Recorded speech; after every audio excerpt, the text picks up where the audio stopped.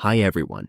In today's tutorial, we will show you how to white out text in Foxit PDF Editor.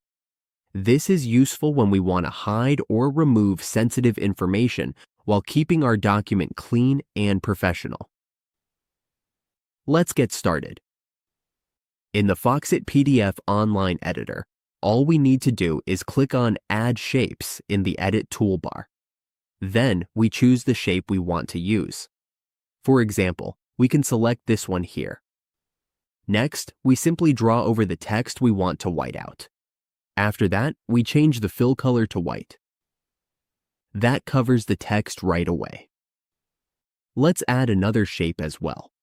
Once we draw the shape, we set the color to white, and as we can see, it covers the text underneath. We can also adjust the transparency to get a better blend. Just try a few different settings until it looks right. We can also change the color to match our document. And that's how we white out text in Foxit PDF Editor. It's a simple and effective way to edit and protect our PDF content.